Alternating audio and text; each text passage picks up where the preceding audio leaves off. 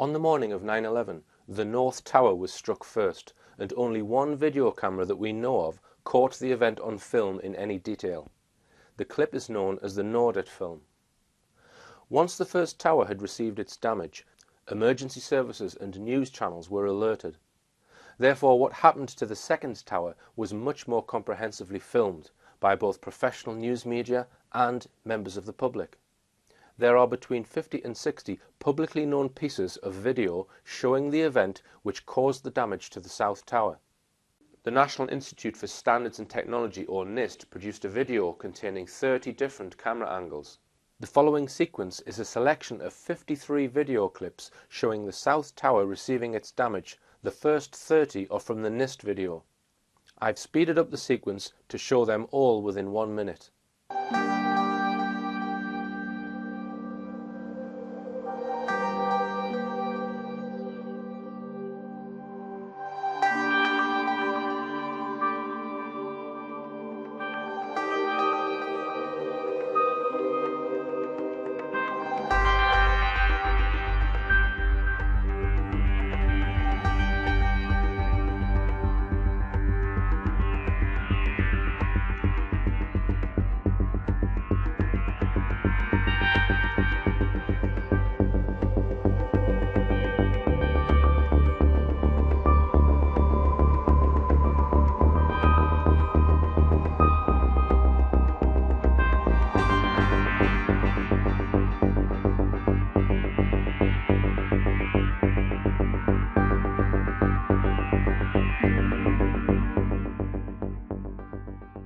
When studying these video clips, at first sight, some of the clips do not seem to match.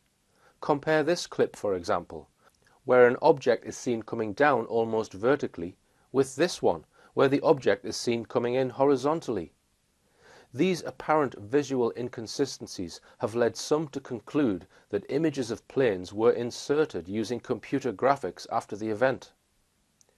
In order to analyze the videos and determine if they all do in fact match the official flight path, it was necessary to build a three-dimensional computer model of the area constructed perfectly to scale, and then overlay the various pieces of footage and see if they all match the official flight path. The model has been constructed perfectly to scale. I also included a large aerial photograph of the land, ensuring that the image was resized such that the scale on the ground was identical to the vertical scale used to measure the buildings. I added a few more landmarks, the Statue of Liberty and the Empire State Building. I now had a basic 3D model into which I could insert three-dimensional flight paths. I will start by describing Flight 175, the second of the alleged planes. An official report produced by the National Transport Safety Board entitled Radar Data Impact Speed Study by Daniel R. Bauer, Ph.D., describes the flight path of the alleged Flight 175. The document does not contain ground position or altitude data in tabular form. Instead, it provides a map with yellow squares indicating the ground positions of radar returns. It also includes what look like hand-drawn graphs of altitude, ground speed, Mach number and magnetic heading.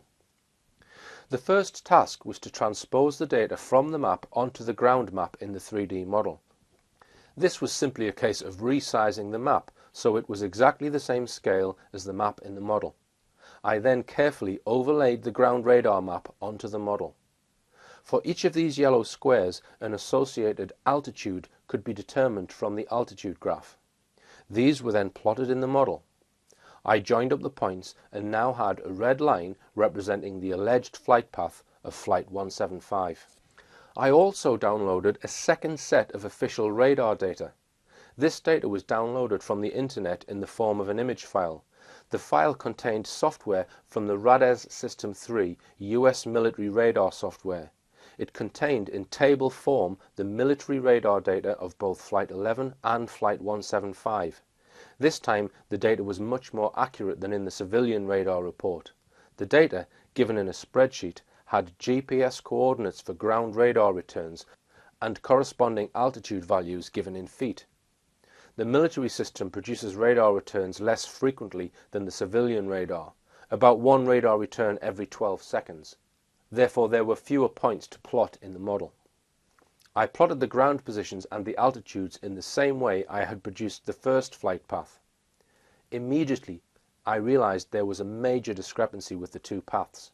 The military radar was suggesting an object traveled about 1,400 feet to the right of the official civilian radar. In fact, looking at the points on the military flight path, it looked as though the object would have flown past the towers, missing them by well over 1,000 feet. Curious of this, I decided to plot the military data for Flight 11, and incredibly, there was a very similar discrepancy. The object's path seems to be about 2,000 feet to the side of the towers. This anomaly is extremely interesting, and I will come back to it. I left both flight paths in the model and drew a line from the last military radar return to the alleged impact point on the tower to complete the military radar path. The next part of the exercise was to compare these two paths with all known video footage. Out of the 50-odd video clips, some were unsuitable due to either bad camera shaking or the objects not being in the shot for long enough. This left 26 video clips I could use to compare with the 3D model. I put the clips in order so that each angle viewed progresses clockwise around the towers. In the following sequence, the official radar path is shown in red and the military path in purple. Available right now. Here's the plate. Here is the tape. You see the plane coming in from what looks like the...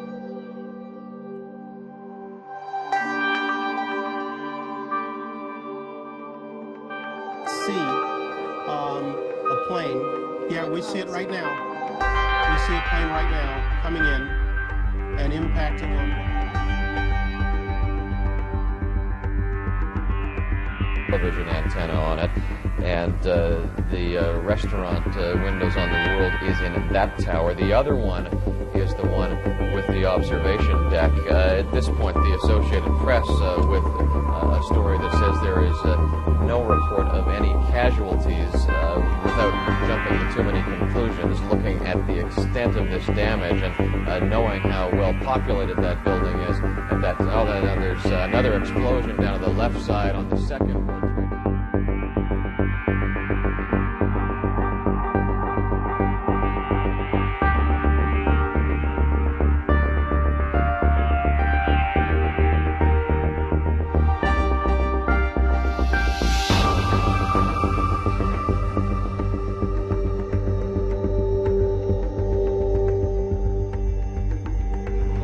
World Trade. International tourist place, lots of people. There's not a plane coming down. You see? Boom!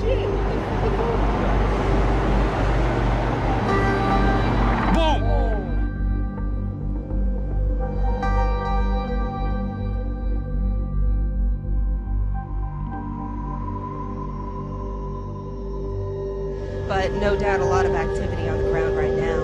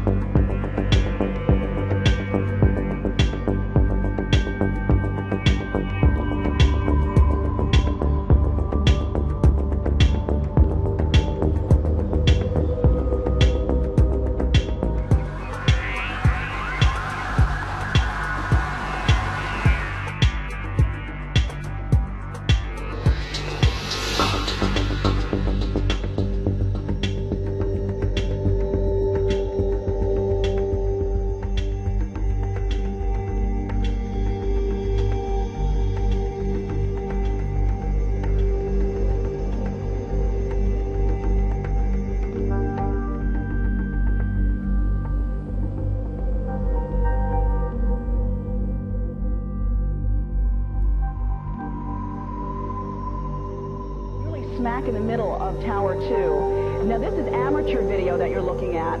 It seems as though this is actually not even on the ground. This person may have been elevated somewhat. There's yet another angle. The plane coming out.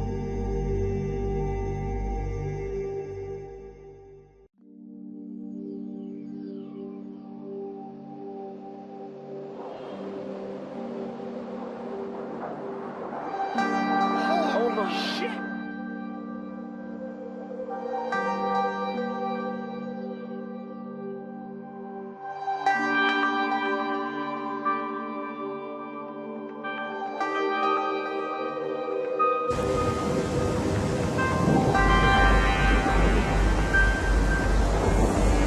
Holy shit! Holy shit!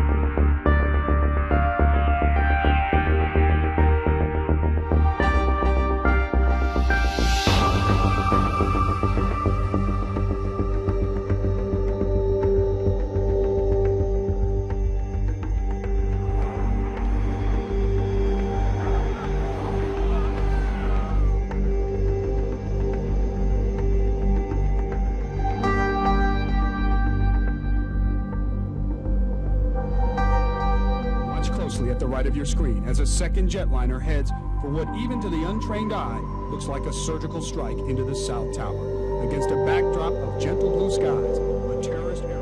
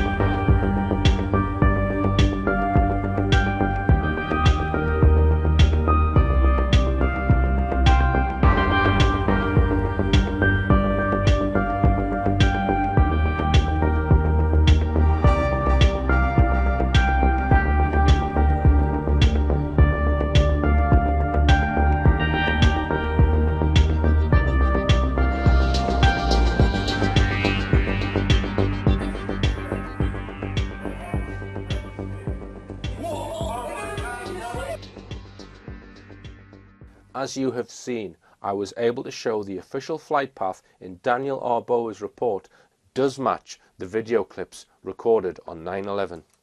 The military radar data, however, records an object which is nowhere near the flight path described in the official Daniel R. Bower report. I concluded from this analysis the video images were not the result of computer graphic forgery. There are just too many camera angles to have gone round and collected all of the amateur clips without one of them falling through the net. In a study by Andrew Johnson of eyewitnesses near the World Trade Center, only 21 people reported seeing a plane. Of these, about half did not hear a plane. Having established that an image which looked like a plane was probably seen in the sky, let's just look at some additional facts. Here is Dr. Judy Wood, former professor of engineering mechanics, explaining her reaction to seeing the damage to the towers on television. Well, on airplanes, the wingtip isn't even strong enough to hold fuel in it. The fuel is held further, closer to the body. Right. What got to me was that upper wingtip slot. There was a 5-inch deep slot cut into the building. This can hold the lights on the end, but it can't slice a steel column Right. So the end sections of the wings would not penetrate Right, they'd the break box section off. steel girders, As basically. a matter of fact, if you've been on a plane, you look out the window and read on the wing, it says no step, no step here, because the wing is delicate in places. In this clip, a plane lands too heavily, illustrating just how light and fragile a plane's structure is. If we slow down two of the alleged impact videos, what is seen here is not consistent with physical impact. The plane's wings would not slice through box section steel columns, which is what seems to occur. The wings would buckle or snap, and debris would be seen falling to the ground. Some have described these impact dynamics as cartoon physics. The alleged plane shows barely any deceleration, which is also impossible. It's worth noting here, of all the video clips released showing the second impact filmed from the ground, of which there are more than 20, none were filmed by professional news media teams. Could their footage have shown more clearly the cartoon physics seen in the amateur clips? You might ask, how did the buildings get holes that are shaped like planes if the planes could not penetrate the steel columns? The Nordet clip of the North Tower sheds light on how this may have been done. Watch carefully. The alleged plane is seen to penetrate the building, and several seconds later something happens on the surface of the tower.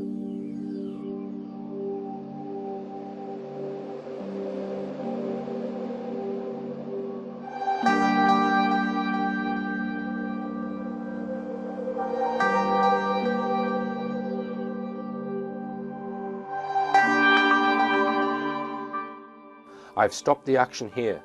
If we compare it with the 3D model, we can see this damage is in the position of the supposed wing hole and was created well after the alleged impact, thus creating the desired Roadrunner effect.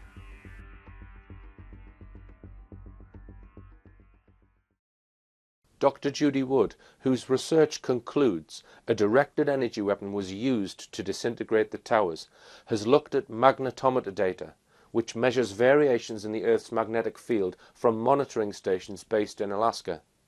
This data shows at the time the first hole appears, the Earth's magnetic field fluctuates, suggesting a directed energy weapon was used to create the hole in Tower 1.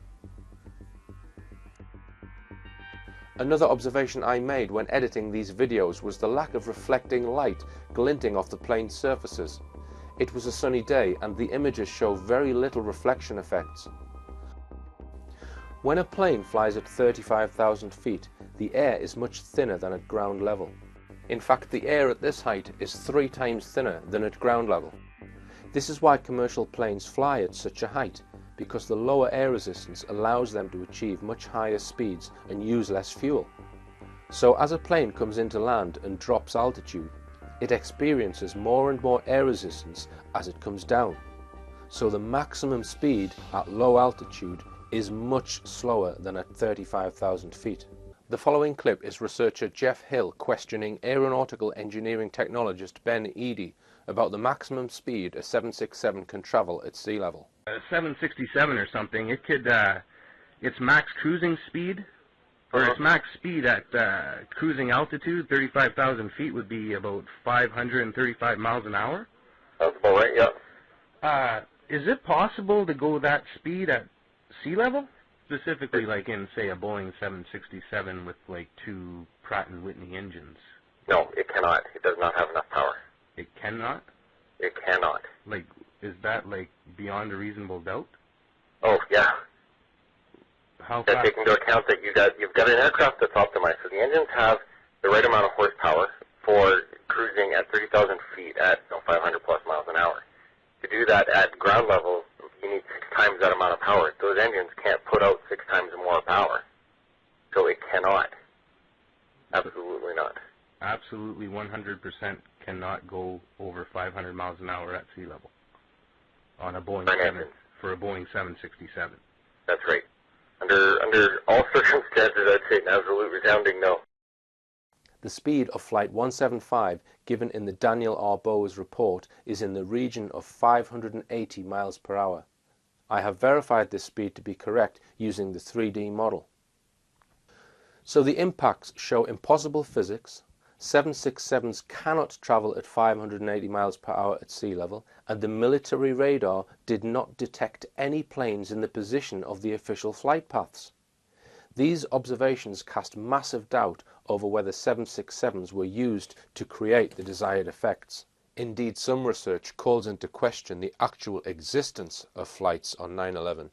If we consider the two official flight paths, it stands to reason that both sets of radar data cannot be correct. Either one, or possibly both, have to be fraudulent. Let's make an assumption that the military radar data is correct. This would mean that Daniel R. Bower's radar report is fraudulent and has been constructed to match the images that were witnessed on video. So we are saying the military radar detected a real solid object, and that object was not recorded by cameras and presumably not seen by witnesses.